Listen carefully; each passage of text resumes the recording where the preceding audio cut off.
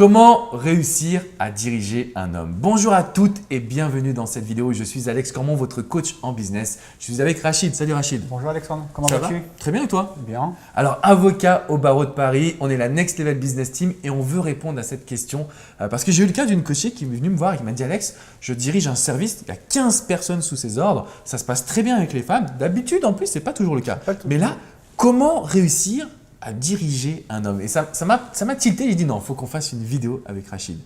Est-ce que toi, tu as des conseils que tu pourrais transmettre sur la meilleure manière de, je dirais, de diriger un homme quand on est une femme? La première étape, c'est savoir communiquer, c'est important. C'est surtout éviter de faire la barrière entre homme et femme.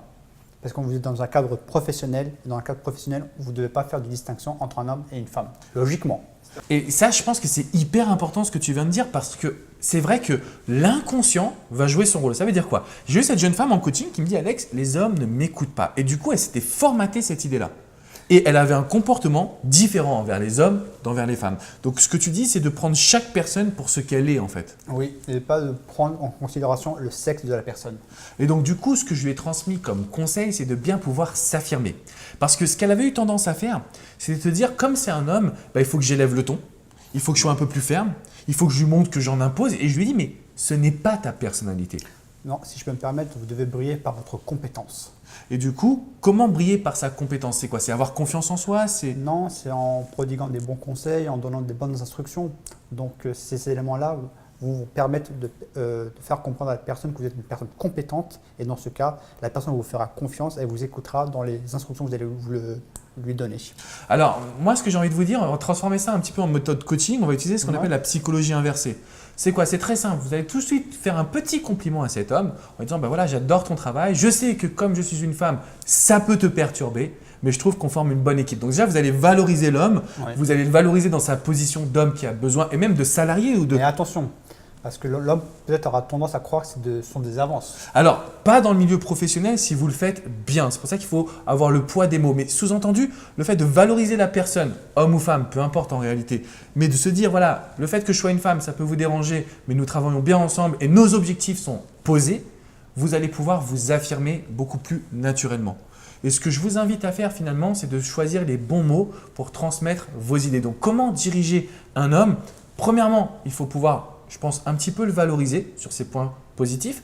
Deuxièmement, fixer des objectifs. L'homme va marcher, je dirais, à l'objectif, au but et à la finalité de ce que vous allez lui proposer. Mais aussi, l'homme va avoir une vision d'ensemble pour savoir comment vous allez traiter les autres personnes. Il va se comparer. Et c'est excellent ce que tu viens de dire, Rachid, parce que je faisais une réunion dernièrement avec mon équipe aux USA et Steven, qui est un membre de l'équipe, qui est plus ou moins nouveau dans l'équipe, me dit « j'ai besoin d'une vision à long terme ». Et c'est vrai qu'on n'a pas tous cet objectif, mais les hommes peut-être peuvent avoir besoin, comme certaines femmes je pense, d'avoir des objectifs et une vision à long terme, de savoir là où vous voulez amener votre service, votre entreprise, ça pourrait être quoi? Votre compagnie, votre service. Aussi les performances dans le cadre du travail, effectivement. Donc les récompenses. Donc fixez-vous des objectifs et à la clé, essayez de donner une petite prime et ça va booster votre salarié. Donc le but de la gestion d'un homme, c'est premièrement, je pense, de pouvoir voir ses qualités. C'est très important de le valoriser et ensuite, dans un deuxième temps, tout de suite, le motiver et fixer des objectifs. Et aussi le rendre responsable. Parce qu'une personne qui n'est pas responsable aura tendance à se dévaloriser. Oui, ou alors à vous embêter toujours, à poser des questions, à être finalement insatisfait dans son travail et surtout imperformant, ce qui n'est pas notre objectif aujourd'hui. Non, l'objectif c'est de rendre votre salarié heureux. Et si un salarié est heureux, donc il sera beaucoup plus productif et l'ambiance sera, vous allez la ressentir l'ambiance dans le cadre du travail. Il va mieux communiquer avec les autres salariés, que ce soit des hommes ou des femmes. Donc aujourd'hui, ne perdez pas confiance en vous. Le fait que ce soit un homme ou une femme, ça ne doit pas rentrer en compte. On n'est pas là pour sectoriser au niveau du sexe. Par contre, ce qui est important, c'est de comprendre le mode de fonctionnement de cet homme. Certains hommes ont besoin d'être valorisés, d'autres ont besoin d'être challengés, d'autres ont besoin d'être écoutés. Ce qui est important, c'est de bien comprendre quel est le type de personnalité que vous avez en face de vous. Et pour ça, il n'y a rien de mieux que de nous laisser un commentaire en dessous de la vidéo. On sera là pour y répondre, on sera là pour vous accompagner parce que ce n'est pas toujours facile de faire des généralités en vidéo. Je voulais juste vous parler de cette expérience coaching parce que j'ai l'impression qu'aujourd'hui, il y a de plus en plus de femmes qui ont des postes à responsabilité et qui ont des hommes sous leurs ailes. Et c'est vrai que ce n'est pas, entre guillemets, commun. Ça va tendre de plus en plus. Donc, n'hésitez pas à vous challenger, à devenir un ou une meilleure encadrice, encadreur. Et un meilleur communicant. Effectivement. Donc, abonnez-vous à cette chaîne, cliquez sur la description, parce qu'on a un superbe cadeau à vous proposer. Vous n'allez pas le regretter. Rejoignez-nous sur notre site nextlevelbusinessteam.com et on est là pour vous accompagner. Merci Rachid. Surtout, mettez un petit pouce bleu. Ah, le petit pouce bleu parce qu'on aime ça, on aime les likes. Merci. À et bientôt. Au revoir. Ciao.